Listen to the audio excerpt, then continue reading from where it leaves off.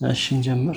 አንድ ጥያቄ ቁጥር 1 ያገባች ሴትን ምሳሌ ምን ለማሳየት ነው ጳውሎስ የተጠቀመው? ከቁጥር 2 እስከ 4 ባለው ያገባች ሴት ምሳሌ የተጠቀመው ስለ ባርነት ለማሳየት ነው እና ስለ ሕግ ባርነት አንድ ሰው በሕግ ባርነት ስር ሲሆን ለዛ ለሕጉን እንደሚገዛ ነገር ግን ከዛ ከሕግ ባርነት ሲወጣ ሌላ ነገር ሊያደርግ እንደሚችል እና ከባርነት አንፃር ነው የተጠቀመው። ከሕግ ባርነት አንፃር እሺ የተሻለ እዛ ቦታ ላይ ስለ ሚስትና ባል ያወራው አሁን ለምሳሌ አንድ ሚስት ባሏ በህይወት እያለ ለሌላ ወንድ ብትሆን ወይም ከሌላ ወንድ ጋር የማይሆነውን ነገር ካደረገ ወይ ለዛ ሰው ጋብቻ በዛ ሰው ከሌላ ወንድ ጋር ጋብቻ ከመሰረተች ያ አመንዝራ ትባላለች፣ አመንዝራ ናት ትባላለች። ስለዚህ ህጉ እንደዚህ ነው የሚለው። ነገር ግን ያቺ ሴት ባሏ ከሞታ በኋላ ወደ ሌላ ወንድ ሄዳ ለሌላ ወንድ ከሌላ ወንድ ጋር ብትጋባም አመንዝራ ልትባል አትችልም። ለምን? መጀመሪያ በህይወት እያለ ባሏ በህይወት እያለ እሷም ስለተጋቡ ታስረዋሉ፣ ሁለታቸውም አንድ ሆነዋሉ። ስለዚህ ከዚያ ከታሰሩበት የእሷ ባል ካልሞተ በቀር ይቺ ሴት ለሌላ ልትሆን ዘንድ አትችልም። ለምን? ስለታሰረች ማለት ነው፣ አንድ ስለሆኑ ማለት ነው። ነገር ግን ባሏ ከሞተ በኋላ ለሌላ ወንድ ብትሆንም ችግር የለውም። ያ አመንዝራ ልትባል አትችልም ሴትዮ ማለት ነው፣ ያ ሚስቷ ማለት ነው። ስለዚህ ይህንን ምሳሌ የተጠቀመበት ምክንያት አሁን ሁላችንም አሁን ከአዳም ባህሪ ይዘን የተወለድነው ነገር አለ። አሁን እኛ ስንወለድ የኃጢአት ተፈጥሮ አለ። የኃጢአት ተፈጥሮን ይዘን ነው የተወለድነው። ስለዚህ ያንን የኃጢአት ተፈጥሮን ደግሞ ሊወገድ የሚችለው በአንድ ምክንያት እንደሆነ ማመን እንዳለብን፣ እሱም በኢየሱስ ክርስቶስ። ኢየሱስ ክርስቶስ በመስቀል ላይ ሲሰቀል ያ የኃጢአት ማንነታችን እንደሞተ ከዚያ ከሞተ በኋላ በአዲስ ማንነት ላይ እንደተገጠመን ያ የኃጢአት ማንነታችን ሲሞት ከዚህ በኋላ የምንኖረው ህይወት ሌላ ነው። ለህግ ሞተናል፣ ለጽድቅ ተነስተናል፣ ከህግ በላይ ሆነናል ለማለት ፈልጎ ነው። በሕያው ቃል አንዲት ባለትዳር ሴት ባሏ በህይወተ ስጋ እስካለ ድረስ በጋብቻ ውል የታሰረች ናት። ባሏ ከሞተ በኋላ ግን የጋብቻው ውል እንደቀረ ስለሚቆጠር ከታሰረችበት የጋብቻ ህግ ነፃ ትሆናለች። ባሏ በህይወተ ስጋ እያለ ግን ሌላ ወንድ ብታገባ በህግ ፊት እንዳመነዘረች ትቆጠራለች። ባሏ ከሞተ በኋላ ግን ከታሰረችበት የጋብቻ ህግ ነፃ ስለምትሆን ሌላ ወንድ ማግባት ትችላለች፣ አመንዝራም ተብላም አትቆጠርም እያለ ጳውሎስ ይህንን ምሳሌ የተጠቀመበት ምክንያት እንግዲህ አንዲት ሴት ባል እስካላት ድረስ እስካገባች ድረስ ሌላ ወንድ ልታገባ አትችልም ነው። ኦልሬዲ ታስራለች እዚህ ጋር በጋብቻ ህግ ስለታሰረች። ነገር ግን ባሏ በሞተ ጊዜ ሌላ ባል ማግባት ትችላለች ነው። ከዛ 4 ቁጥር ላይ የሚለው ይሄንን የሚያመሳስለው ከምን ጋር ነው ጳውሎስ? እንዲሁም ወንድሞቼ ሆይ በክርስቶስ ሞት አማካይነት ለኦሪት ህግ እናንተም ሞታችኋል፣ አሁን ግን ለእግዚአብሔር አገልግሎት የተለያችሁ እንድትሆኑ ከሞት የተነሳውን የጌታችንን የኢየሱስ ክርስቶስ ገንዘቦች ሆናችኋል ይላል። እና ይሄንን የሚያመሳስለው ለህግ ሞታችኋል ነው። እና እስካልሞትን ድረስ ለህግ ሕያው እስከሆንን ድረስ ከህግ አገዛዝ ስር ልንወጣ አንችልም ነው። ህግ የበላያችን ነው። በህግ እንመላለሳለን እስካልን ድረስ ወይንም ህግ የበላያችን እስከሆነ ድረስ የክርስቶስ መሆን አንችልም ነው። ምክንያቱም ኦልሬዲ የህግ ነን። የሁለቱም መሆን አይቻልም። እዚህ ጋር የህግም የክርስቶስም መሆን አይቻልም ነው። ነገር ግን ኢየሱስ ክርስቶስ በመስቀል ላይ ሲሞት ያንን ስናምን እኛም ከኢየሱስ ክርስቶስ ጋር ሞተናል። ስለዚህ ከሞትን ለዛ ነገር አንሆንም ነው። ለህግ ስንሞት ኦልሬዲ ሞተናል ለህግ። ስለዚህ ለህግ ከሞትን ለክርስቶስ ገንዘቦች ሆናችኋል፣ ለክርስቶስ ሆናችኋል እያለ ያወራል። ስለዚህ ይሄ የሚያሳየው ለህግ አሰራር እንደሞትን ከህግ በታች ሳይሆን ከጸጋ በታች እንደሆነን ምዕራፍ 6 ላይ ይናገራል ጳውሎስ። ስለዚህ ከህግ በታች አይደለንም፣ ከጸጋ በታች ነን። ህግ የበላያችን የነበረበት አገዛዝ ያ አልፏል። ኢየሱስ ክርስቶስ ሲሞት በእርሱ ውስጥ ሆነን ሞተናል። ለህግ ስለሞትን አሁን የክርስቶስ ሆነናል፣ ወይንም ከጸጋ በታች እንደሆንን ለማሳየት ነው ሁለቱን ያነጻጸረው። ስለዚህ አሁን የህግ አይደለንም ነው፣ ህግ አይገዛንም ነው፣ ህግ የበላያችን አይደለም ነው። በዛ ያቺ ሴት ባሏ ሲሞት በዛ የጋብቻ ህግ እንደማትገደደው ሌላ ለማግባት ነፃ እንደሆነችው ለህግ ስንሞት ለክርስቶስ ነፃ ሆነናል። ከክርስቶስ ጋር ለመኖር አዲሱን ህይወት በክርስቶስ ለመኖር ነፃ ሆነናል የሚለውን ነው የሚያሳየው። 0.5 ለታሪኩ አንድ እንሰጣለን። 2 ጥያቄ ቁጥር 2 ኃጢአት ህግ በመምጣቱ ምክንያት ተባብሷል። እውነት ወይንም ሐሰት ነው? ሐሰት አልተባባሰም ነው። እሺ ሐሰት በትክክል አልተመለሰም። ኃጢአት ህግ በመምጣቱ ምክንያት ተባብሷል። ቁጥር 8 በያው ቃል ስናነብ ኃጢአት ህግን መሳሪያ በማድረግ ልዩ ልዩ ክፉ ምኞት በውስጤ እንዲፈጠር አደረገ። ህግ ከሌለ ኃጢአትም እንደሌለና እንደሞተ ይቆጠራል። ህግ የለም ማለት ይሄን ነገር አታድርግ የሚባል ነገር ከሌለ ወይንም ይሄን ነገር አድርግ የሚባል ነገር ከሌለ ግዴታ የለም ነው። ስለዚህ ኃጢአት ማለት የሆነን ህግ ስትተላለፍ ነው። ሲጀመር የሆነን ህግ የተቀመጠን ህግ ያንን ስትተላለፍ ስተሰራ ይባላል፣ ኃጢአት ሰራ ይባላል። እና ህጉን ተጠቅሞ ኃጢአት ያደረገው ምንድነው? በዚህ በሰው ማንነት ውስጥ እንግዲህ ሰው የኃጢአት ማንነት ወይንም የኃጢአት ፍላጎት አለው፣ የኃጢአት ባህሪ ያለው ውስጡ ላይ እና ያንን ፍላጎት እያነሳሳ ክፉ ምኞትን ፈጠረ። ኃጢአት ህግን መሳሪያ በማድረግ ልዩ ልዩ ክፉ ምኞት በውስጤ እንዲፈጠር አደረገ ይላል ጳውሎስ። ስለዚህ ኃጢአት ህግ በመምጣቱ ተባብሷል። ጥያቄ ቁጥር 3 በቁጥር 9 መሰረት ነው። እኔም ድሮ ያለ ህግ ሕያው ነበርኩ፣ ትእዛዝ በመጣች ጊዜ ግን ዳሽ ሕያው ሆነ፣ እኔም ሞትኩ። ኃጢአት ሕያው ሆነ እኔም ሞትኩ። በትክክል ተመልሷል። እኔ ድሮ ያለ ህግ ሕያው ነበርኩ፣ ህግ ከመምጣቱ በፊት ሕያው ነበርኩ ይላል ጳውሎስ። ትእዛዝ በመጣች ጊዜ ግን ወይንም ህግ በመጣች ጊዜ ምን ሕያው ሆነ? ኃጢአት ሕያው ሆነ፣ ኃይል አገኘ። ህግ ሲመጣ ኃጢአት ህግን ተጠቅሞ ተባባሰ፣ ኃይል አገኘ። ኃጢአት ሕያው ሆነ፣ እኔም ሞትኩ፣ እኔን ገደለኝ። እና በሕያው ቃል ስናነብ ህግ ከመደንገጉ በፊት ሕያው ነበርኩ፣ ህግ ተደንግጎ ስራ ላይ ከዋለ በኋላ ግን ኃጢአት ህይወት ዘራ፣ በእኔ ላይም ሞትን አስከተለ ይላል። 4 ጥያቄ ቁጥር 4 ምርጫ ነው። ትእዛዚቱ የተሰጠችው ሀ ለህይወት፣ ለሞት። ለህይወት በትክክል ተመልሷል። ትእዛዚቱ ወይንም ህግ የተሰጠው ለህይወት ነው። የህግ ዓላማ ጥሩ ነው። ቁጥር 10ን በሕያው ቃል ስናነብ ህይወት እንዳገኝበት የተሰጠኝም ያ ህግ አጥፊዬ ሆኖ ተገኘ ይላል። ህጉ የተሰጠው ህይወት እንዳገኝበት ነው። ህይወት እንዳገኝበት የተሰጠኝ ህግ እያለ ነው የሚያወራው። ጥያቄ ቁጥር 5 ለህይወት የተሰጠችው ህግ ህይወት ለማግኘት ምክንያት ሆናለች። እውነት ወይንም ሐሰት ነው? እውነት በትክክል አልተመለሰም። ቁጥር 10 ላይ የሚለው ህይወት እንዳገኝበት የተሰጠኝም ያ ህግ አጥፊዬ ሆኖ ተገኘ ነው የሚለው በሕያው ቃል። ለህይወት የተሰጠችኝ ህግ ለሞት ሆነችብኝ። ምክንያቱም ያ ህግ ያንን ህግ ተጠቅሞ ኃጢአት ምን እያደረገ ነው? ገደለኝ ነው ያለው።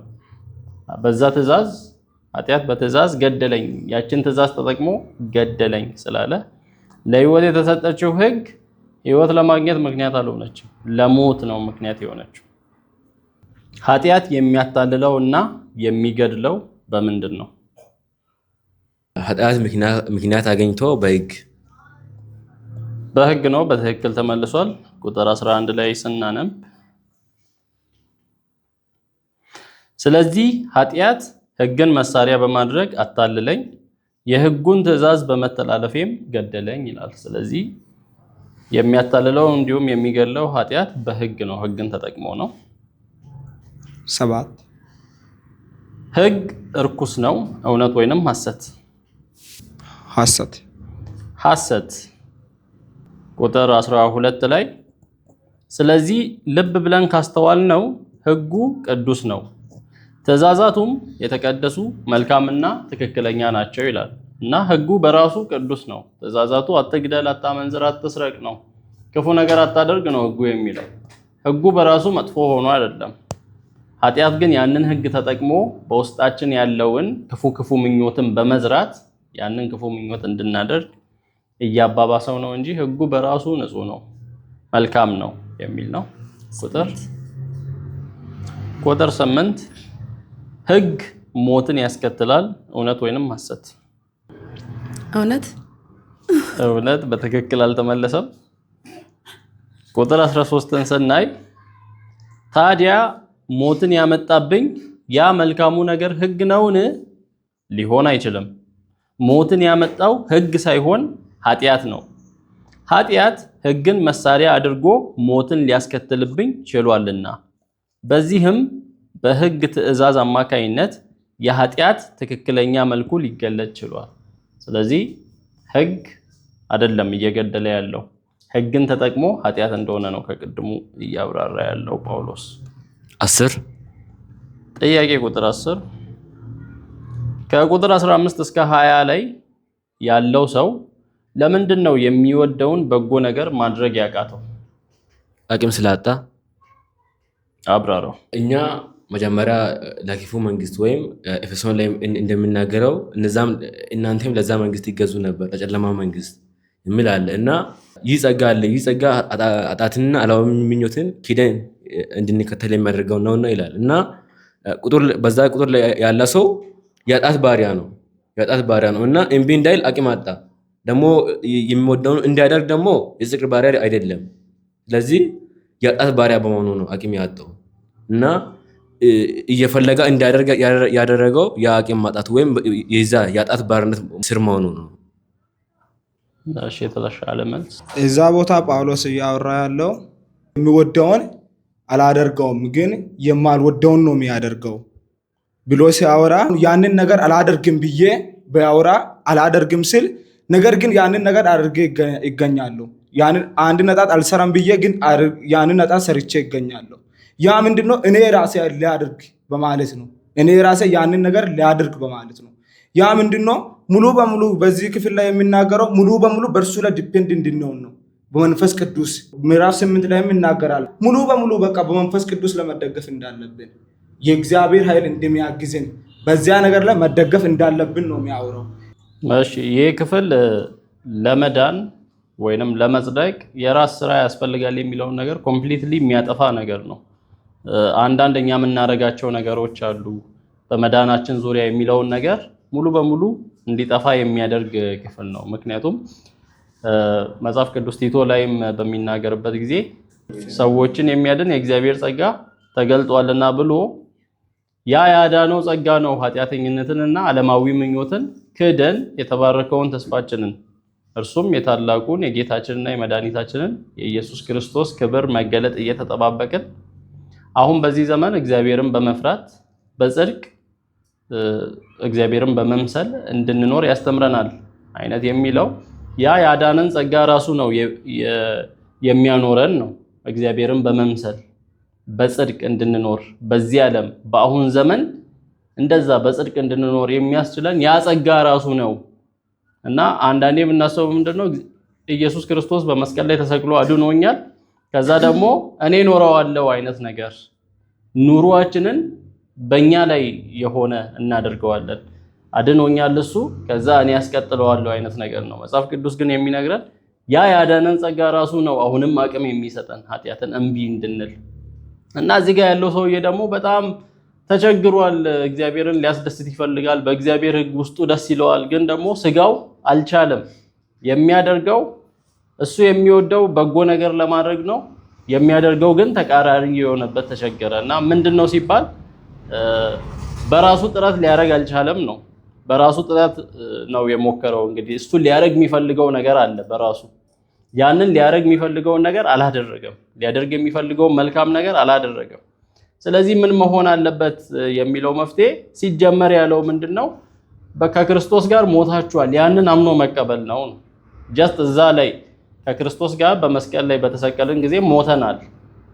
ያ ማለት ገላትያ ላይ ጳውሎስ በሚናገርበት ጊዜ እኔ ከክርስቶስ ጋር ተሰቅያለሁና አሁን የምኖረው ህይወት ክርስቶስ ባለኝ በሱ ላይ ባለኝ እምነት የምኖረው ነው እያለ ተሰቅያለሁ ይላል እና ሞታችኋል ይላል በዚህ ክፍል ምዕራፍ 7 ሲጀምር። ምዕራፍ 6 ላይም ሞታችኋል ተቀብራችኋል በአዲስ ህይወት ለመመላለስ ከእሱ ጋር ተነሳን እያለ ያወራል። ስለዚህ ይሄንን ህይወት አምኖ መቀበል ነው እንጂ ኦኬ ኢየሱስ እንደዚህ ሰጥቶኛል ከዛ እኔ ደግሞ እንደዚህ አስቀጥለዋለሁ አይነት በራስ ጥረት የሚደረግ አይነት አይደለም ነውና ከ15 ጀምረን ስናነብ በሕያው ቃል እኔ የማደርገውን ለይቼ አላውቅም፣ ከዚህ የተነሳም የምወደውን ነገር በማድረግ ፈንታ የማልወደውን ነገር ሳደርግ እገኛለሁ። የማልወደውን የማደርግ ከሆነም ሕጉ ትክክለኛ መሆኑን ሕሊናዬ ተረድቶታል ማለት ነው። እንደ እውነቱ ከሆነ እነዚህን የማልወዳቸውን ነገሮች የማደርገው ወድጄ ሳይሆን በውስጤ ያለው ኃጢአት እየገፋፋኝ ነው። ከእኔ ኃጢአተኛ ባህሪ ምንም አይነት በጎ ነገር እንደማይገኝ አውቃለሁ። በጎ ነገር ለማድረግ ፍላጎት ቢኖረኝም እንኳ ይህንኑ በስራ ላይ ማዋል አይሆንልኝም። የምፈልገው መልካም ነገር ላድርግ ስለው አይሳካልኝም። የማልወደውን መጥፎ ነገር ግን ላደርገው ባልፈልግም ሳደርገው እገኛለሁ። እንግዲህ ማድረግ የማልፈልገውን ነገር ሳደርግ የምገኘው ወድጄ ሳይሆን በውስጤ ያለው ኃጢአት እየገፋፋኝ ነው እያለ ይናገራልና በነገራችን ላይ የሆነ ነገር ሁላችንም ሞክረናል። እንግዲህ እንደ ክርስቲያንም የሆነ ኃጢአትን ማድረግ አንፈልግም። ማንም ክርስቲያን ትክክለኛ በኢየሱስ ያመነ ክርስቲያን ኃጢአትን ማድረግ አይፈልግም እና ግን አንዳንድ ኃጢአቶች አሉ በቃ አላደርግም ብለን አስበን ሳናቅ እያደረግን የምናገኛቸው ኃጢአቶች አሉ እና እነዛን ኃጢአቶች ምንድነው የምናደርገው? ከዚህ በኋላ አላረግም እያለን እየወሰንን ለራሳችን ቃል እየገባን በቃ እግዚአብሔር ያላረግም እያለን እንትን እንላለን። የባሰ ስናረግ ነው የምንገኘው ያንን ነገር እና ይሄ ምንን ነው የሚያሳየው? እየሞከርን ያለነው ትክክል ባልሆነ መንገድ ነው። ያንን ኃጢአት ልንጋፈጥ እየሞከርን ያለነው በራሳችን ጥረት ነው፣ በራሳችን ብቃት በቃ ኖ ብለን ጨክነን ምናምን አንድ ቀን ምናምን ብንቆይ እንችላለን። ከዛ ስናደርገው እንገኛለን። ሎጂኩ እንደዛ አይደለም ነው። ሎጂኩ ወደ ኋላ ምዕራፍ 7 ቁጥር 1 ላይ ከክርስቶስ ጋር ሞታችኋል፣ ባሏ የሞተባት ሴት ከባሏ የጋብቻ ሕግ ነፃ እንደወጣችው ሌላ ባል ማግባት እንደምትችለው ከዛ ከሕግ አስተሳሰብ መውጣት አለብን።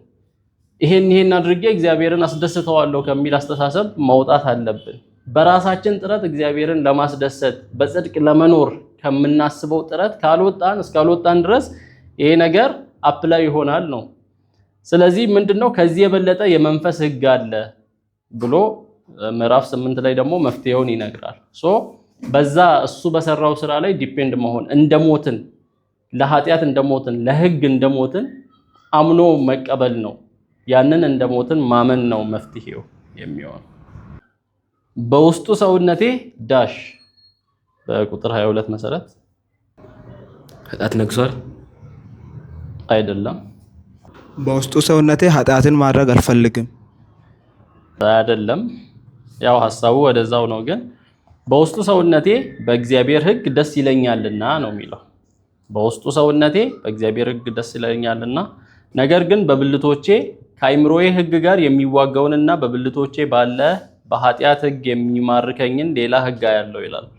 የ1954ቱ ሕያው ቃል ላይ በምናነብበት ጊዜ ውስጣዊ ሕይወቴ የእግዚአብሔርን ፈቃድ ቢፈጽም ደስ ይለዋል። እንግዲህ የዳነ ሰው ነው ይሄንን ማለት የሚችለው። የዳነ ሰው ሕይወት መሆኑንም ከዚህ እንረዳለን። ውስጣዊ ሰውነቱ እግዚአብሔርን ደስ ማሰኘት የሚፈልገው የዳነ ሰው ነው እንጂ ያልዳነ ሰው እግዚአብሔርን ደስ ስለማሰኘትም አያስብም። ውስጣዊ ሕይወቴ የእግዚአብሔርን ፈቃድ ቢፈጽም ደስ ይለዋል። ስጋዊ ባህሪዬ ውስጥ ግን ሌላ የኃጢአት ሕግ ይገኛል። ይህም የኃጢአት ሕግ በልቦናዬ ውስጥ ካለው የእግዚአብሔር ሕግ ጋር ጦርነት ገጥሞ ይዋጋዋል ይላል እና ሁለቱ ነገሮች እየተዋጉ እንደሆነ የሚፈልገው በውስጡ የሚፈልገው አለ እግዚአብሔርን ደስ ለማሰኘት፣ ያኛው ደግሞ አለ ስጋው ውስጥ ያለው የኃጢአት ሕግ ኃጢአት እንዲያደርግ የሚያደርግ እና ሁለቱም እንደሚዋጉ ፋይት እንደሚያደርጉ ያ በስጋዊ ባህሪ ውስጥ ያለው የኃጢአት ሕግ ድል ነስቶ ባሪያው ያደረገኝም ስለዚህ ነው እና ያኛው ባሪያ አድርጎታል ድል ነስቶ እንደማለት ነው። እንግዲህ እንዲህ ካለው አስቸጋሪ ጣጣ ውስጥ ነው የገባሁት እያለ ያወራል። ለመሆኑ ምን አይነት ጎስቋላ ሰው ነኝ? ከዚህ ለሞት ከተሰጠ ሰውነትስ ማን ይገላግለኛል እያለ ያለውን ስቃይ ይናገራልና ይሄ የብዙዎች የክርስቲያኖች ጥያቄ ነው። እንግዲህ ለምን ኃጢአት በህይወቴ ላይ ይታያል?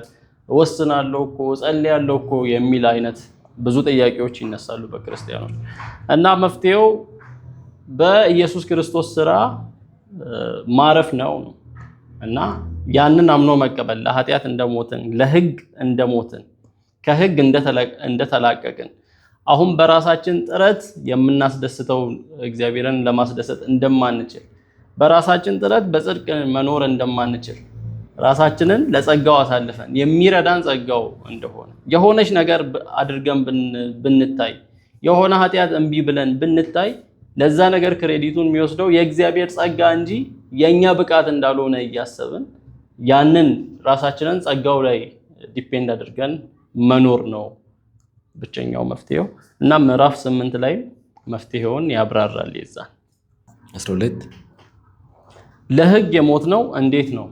በቁጥር 4 መሰረት ለህግ የሞት ነው የመጀመሪያ ክርስቶስን በማመን ነው። ክርስቶስን በማመን ነው ስንል ክርስቶስ ሁሉንም ህግ እንደፈጸመ እዛ ከህግ የበላይ እንደሆነ እኛም ደግሞ ከህግ የበላይ ሆነን ከጸጋ የበታች እንደሆነ በማመን እና ክርስቶስ በሰራው ስራ። ቁጥር 4 ላይ እንዲሁ ወንድሞች ሆይ እናንተ ደግሞ በክርስቶስ ስጋ ለህግ ተገድላችኋል ይላል።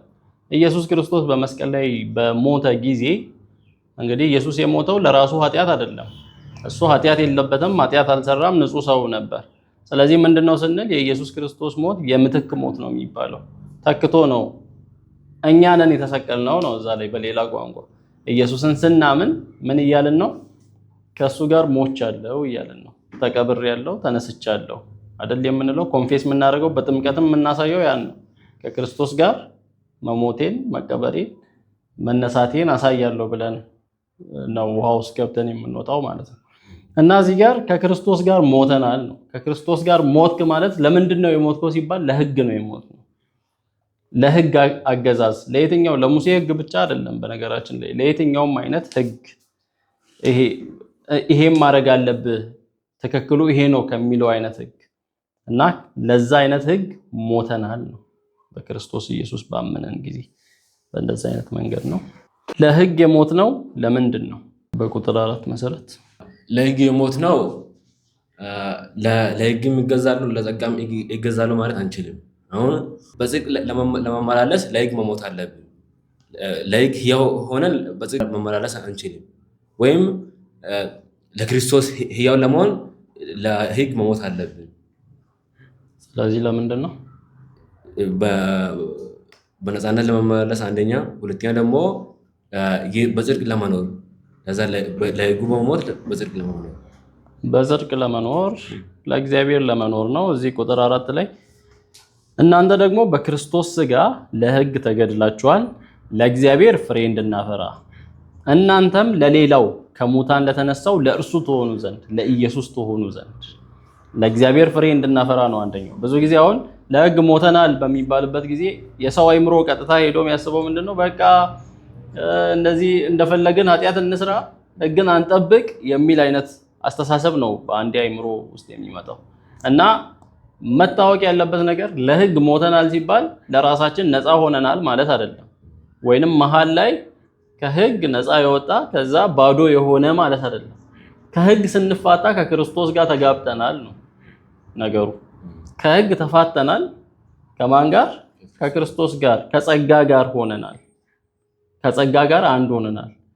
ከህግ በታች የነበርነው አሁን ከምን በታች ሆነናል? ከጸጋ በታች ሆነናል። ታዲያ አሁን ጥያቄው የሚሆነው ጸጋው እንደፈለግን ኃጢአት እንድንሰራ ያደርጋል ወይ? ወይንም ጸጋው ህግ አትግደል አታመንዝር የሚለውን ይጣረሳል ወይ የሚለው ነው ጥያቄው መሆን ያለበት። መጽሐፍ ቅዱስ ደግሞ እንደዛ አይልም።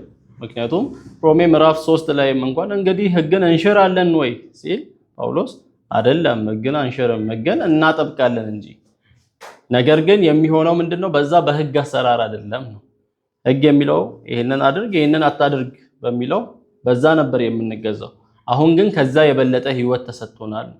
ለዛ ለህግ ሞተናል የክርስቶስን አይነት ህይወት እንድንኖር ለእግዚአብሔር ፍሬ እንድናፈራ ነው። ያ የሚሆነው ግን ወስነን ራሳችንን እንደዚህ ያደርጋለሁ ከዛሬ በኋላ ምናምን ብለን በራሳችን ብቃት አይደለም ነው ዋናው ፖይንት። በጸጋው ነው። ያ ያዳነን ጸጋ እንግዲህ ያዳነን ጸጋ ላይ አልተሳተፍንም ማለት ሰዎችን የሚያድን የእግዚአብሔር ጸጋ ተገልጧል ሲል ያዳነን ጸጋው ነው። እኛን የማዳን ሂደት ላይ ሳንሳተፍ እንደዳንን አምነናል። ስለዚህ ማኖሩንም ያ ጸጋ ነው የሚያኖረው። ማኖር ማለት ታዲያ እኔ ሳልጥር ነው እንዴ እኔ ምንም ሳላረግ ነው እንዴ ምናምን የሚል ጥያቄ ይመጣል። መኖር ላይ ጥያቄ ከመጣ መዳን ላይም ጥያቄ መምጣት አለበት ነው። ማዳን ላይ እንዳላዋጣኸው መኖር ላይም አታዋጣም። መኖር ላይ እግዚአብሔርና እኔ ተባብረን ምናምን ምንም የምትለው ነገር የለም። በነገራችን ላይ ክርስቲያን ምንም ከኔ የሚለው ነገር የሌለው አይነት ሰው ነው። ምክንያቱም ከጸጋው ነው የሚያግዘው። ጸጋው ሲኖር የሚያግዘው በጽድቅ ከኖረ በቅድስና እግዚአብሔርን በመምሰል ሲኖር ቦስት የሚያደርግበት ነገር የለም። እኔ እንዲያረኩ ብሎ ምንም ክሬዲቱም የሚወስድበት ነገር የለም። ጸጋው ራሱ ነው። ስለዚህ ያ ጸጋው ራሱ ያስችላል ነው። ስለዚህ አሁን ምንድነው ከህግ ተላቀናል ስንል በቃ እንደፈለግን ኃጢአት እንስራ የሚል አይደለም ያለው። ሌላ አለ፣ ጸጋ የሚባል ነገር አለ የሚያግዝ ያንን ኃጢአተኝነትንና ዓለማዊ ምኞትን እንድንክድ የሚያደርግ ያም ደግሞ የኛ ጥረት ውጤት ያልሆነ በነፃ እንዳዳነን በነፃ የሚያኖረን ማለት ነው። በጸጋው እንደዳን ነው የምንኖረውም በጸጋ ነው የሚል ኮንሰፕት ነው እንጂ ከህግ ተነጥለን የሆነ መሃል ላይ ሆነን ለራሳችን ነፃ ሆነን የፈለግነውን ነገር ለማድረግ አይነት አይደለም የሚሆነው።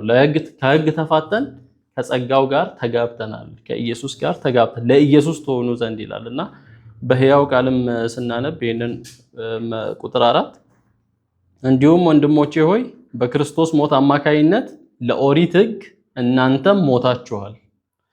አሁን ግን ለእግዚአብሔር አገልግሎት የተለያችሁ እንድትሆኑ ከሞት የተነሳው የጌታችን የኢየሱስ ክርስቶስ ገንዘቦች ሆናችኋል ይላል። ህጉ መንፈሳዊና ቅዱስ ከሆነ ታዲያ ችግሩ ከማን ነው?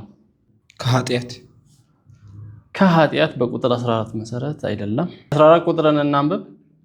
ህግ መንፈሳዊ መሆኑን እናውቃለን።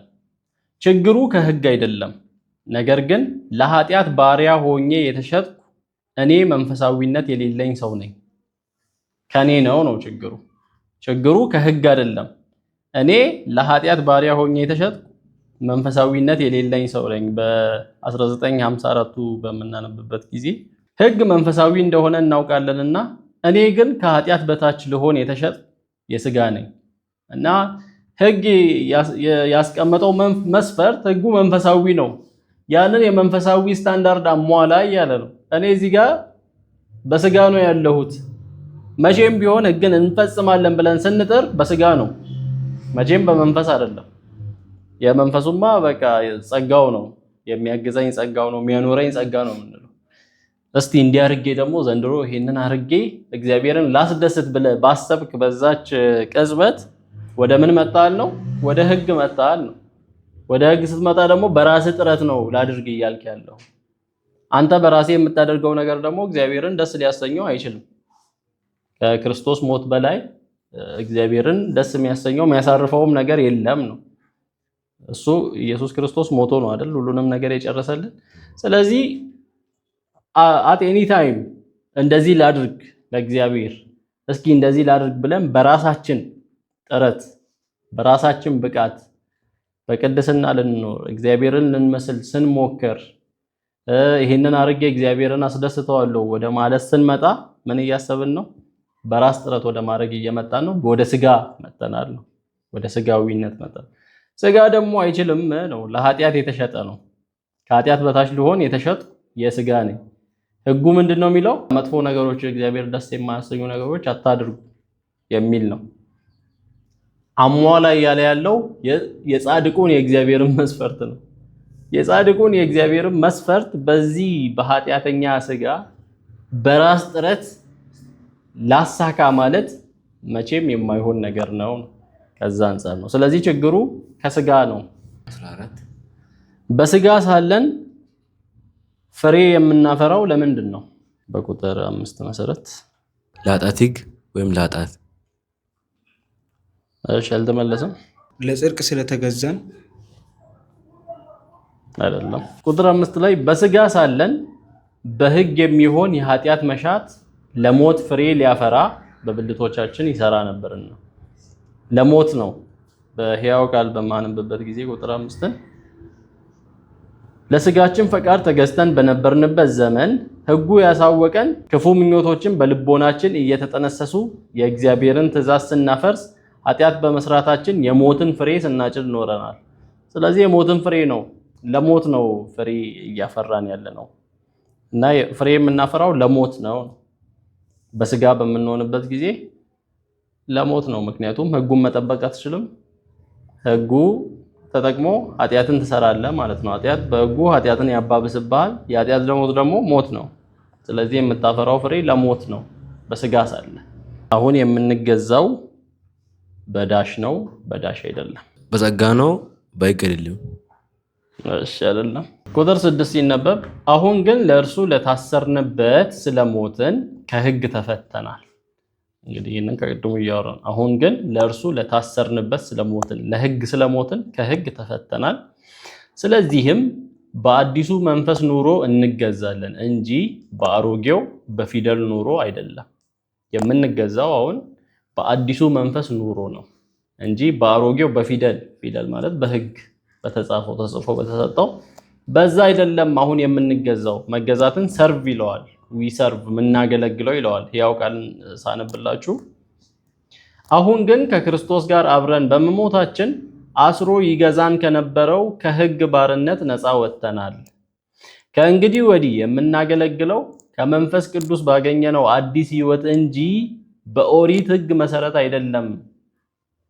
በቃ ይሄ ሙሉ ነገሩ በዚህ ጥቅስ እንትን ሊባል ይችላል። የምናገለግለው አሁን ቀደም እንዳልኳችሁ ከሕግ ተፈተናል ሲባል ኃጢአትን እናገልግል አይደለም። ሌላ የምታገለግለው አለ። ከሕግ ስትላቀቅ ሌላ የምታገለግለው አለ ነው። የምናገለግለው ታዲያ በምንድን ነው? ኦኬ በሕግ አይደለም። እንዲያደርግ እንዲያታደርግ የሚል በእንትን አይደለም። በዛ በሕግ አይደለም። ከሕግ በታች ሆነን አይደለም። ታዲያ በምንድን ነው ሲል አዲስ አሰራር አለ ነው። ያ አዲስ አሰራር ከመንፈስ ቅዱስ ባገኘነው አዲስ ሕይወት። ያ አዲስ ሕይወት በምን አይደለም? በኦሪት ሕግ መሰረት አይደለም። ቅድም በተባለው ሕግ የበላይ ሆኖ አይደለም። ሁለቱንም አጣጥሞ የሚያስኬድ ሕይወት የለም ክርስትና ላይ። ሁለቱንም አንድ አድርጎ ጎን ለጎን አድርጎ ሕግንም ጸጋንም አንድ ላይ ላስኪድ የሚባል ነገር የለም። አዲስ ሕይወት ኮምፕሊትሊ ሌላ ሕይወት ነው የተሰጠን። ያ ማለት ግን ኃጢአትን እንደፈለክ ስራ የሚል ሕይወት አይደለም። እሱ ሌላ የሰዎች አስተሳሰብ ነው። እንደዛ አይነት ሕይወት አይደለም። ይሄ አዲስ ሕይወት በመንፈስ ቅዱስ የሆነ በአዲስ ሕይወት ነው የምትመላለሰው። በጽድቅ እግዚአብሔርን በመምሰል በአሁን ዘመን እንድንኖር የሚያስተምረን። እንግዲህ ምን እንላለን? ሕግ ኃጢአት ነውን? አይደለም ይላል። ሕግ ኃጢአት አይደለም። ነገር ግን በሕግ ባይሆን ኃጢአትን ባላወቅኩም ነበር። እንግዲህ ሕግ ኃጢአት ቢሆን መጥፎ ነገር ሆኖ ነው የሚቀመጠው። ግን ሕግ ምን እያደረገ ነው? ኃጢአት ይሄ ኃጢአት ነው ይሄ ኃጢአት አይደለም ብሎ ለይቶ እንድታቅ እያደረገ ነው። ሕጉ ኃጢአት ቢሆን የበለጠ ኃጢአት እንድትሰራ ያደርጋል እንጂ ኧረ ይሄ ኃጢአት ነው ተው አይልህም ነበር። ይሄ ኃጢአት ነው ይሄን ካረክ ኃጢአት ነው። ስለዚህ ሕጉ ኃጢአት አይደለም ያለበት ምክንያት ነገር ግን በሕግ ባይሆን ኃጢአትን ባላወቅኩም ነበር፣ ሕጉ አትመኝ ባላለ ምኞትን ባላወቅኩም ነበር እያለ ኃጢአትን ለይተህ እንድታቅ የሚያደርግ ነው። ይህንን በሕያው ቃል ስናነብ ነገሩ እንዲህ ከሆነ ሕግ ራሱ ኃጢአት ነበር ማለት እንችላለን? ፈጽሞ አንችልም። ምክንያቱም ኃጢአት ምን መሆኑን ለማወቅ የቻልነው ሕግ በመኖሩ ነው። ኃጢአት ራሱ ምንድነው የሚለውን ማወቅ የቻልነው ሕግ በመኖሩ ነው። ሕጉ ክፉ ነገር አትመኝ ባይል ኖሮ ክፉ ነገር መመኘት ኃጢአት መሆኑ በምን ይታወቅ ነበር?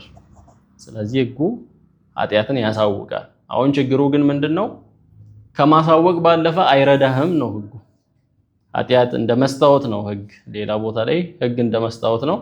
መስታወት ፊት ላይ ፀጉር ላይ ያለውን ቆሻሻ አለ ብሎ ያሳያል እንጂ ቆሻሻውን እንድታነሳ አያግዝም፣ ጉልበት አይሰጥህም ነው።